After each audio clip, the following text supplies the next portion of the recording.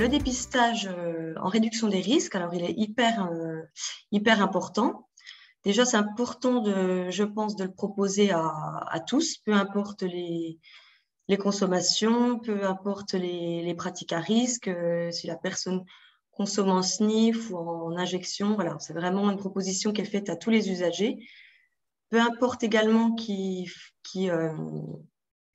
fréquentent ou pas les CARUD ou des XAPA, parce qu'ils peuvent aussi décider d'être en soins là-bas, mais de ne pas se faire dépister au même endroit. Voilà, ils préféreront peut-être de le faire en toute intimité chez eux. Donc voilà, déjà, il y a cette proposition. Il faut bien réexpliquer aussi, ça permet en tout cas de réexpliquer les modes de transmission qui sont parfois mal connus pour le VIH, l'hépatite C notamment. Ensuite, les personnes aussi, on se rend compte que les usagers se basent souvent sur des anciennes sérologies qui datent des fois de 2-3 ans. Et voilà, pour eux, il n'y a pas forcément de raison que leur statut ait changé. Donc, toujours bien reproposer de faire ces tests très régulièrement. Voilà. Ensuite, ce qui est important, c'est de rassurer sur la simplicité du test. Voilà, que les personnes se fassent confiance, elles peuvent le faire tranquillement, seules chez elles, avec un autopiqueur. Il suffit de quelques gouttes de sang, parce que souvent, le dépistage, il est souvent synonyme en fait de douleur pour les usagers, notamment ceux qui ont le capital veineux bien abîmé. C'est souvent des très mauvais souvenirs de prise de sang difficiles, voire impossibles. Donc, bien rassurer sur la simplicité et le côté non douloureux du test. Il y a la rapidité aussi, en quelques jours, la personne recevra ses résultats chez elle. La plus-value aussi pour le dépistage à distance, c'est vraiment l'anonymat.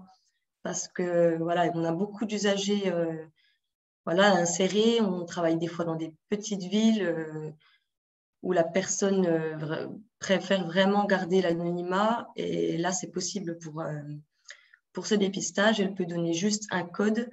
On n'aura pas son nom.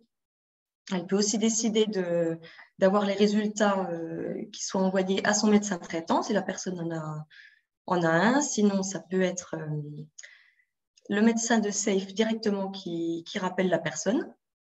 Voilà.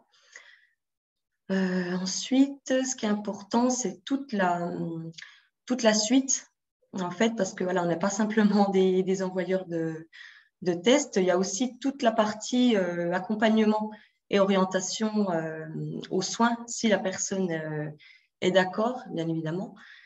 Rappeler que pour l'hépatite C en particulier, le traitement maintenant est accessible à tous, peu importe l'état de la maladie, peu importe la personne où elle en est, ce qui n'était pas le cas auparavant. Donc ça, c'est important de le souligner. Voilà, on peut orienter la personne vers les structures, lui expliquer comment ça fonctionne. Alors, ce n'est pas toujours possible. Il faut aussi respecter ça. Parfois, les personnes ne nous donnent pas non plus de nouvelles et il faut aussi savoir ne pas insister dans ces moments-là. La technique du buvard qu'on propose en RDR à distance, elle est vraiment intéressante par rapport au TROD qu'on peut proposer en structure parce qu'elle permet en une seule fois, un seul prélèvement, de dépister la syphilis, l'hépatite B, l'hépatite C, le VIH. Et la plus-value, c'est vraiment qu'on a la charge virale au niveau de l'hépatite C. On peut savoir si la personne est malade ou pas, réellement malade ou pas, ce qui n'est pas le cas avec le TROD. Si la personne a déjà eu une hépatite C par le passé, si elle fait un TROD, ça sera positif, qu'elle soit malade ou non à ce moment-là. Donc, c'est vraiment important de rappeler ça aux usagers, que voilà, un seul acte, une réponse immédiate et il n'y a pas besoin derrière de faire une prise de sang pour vérifier le test.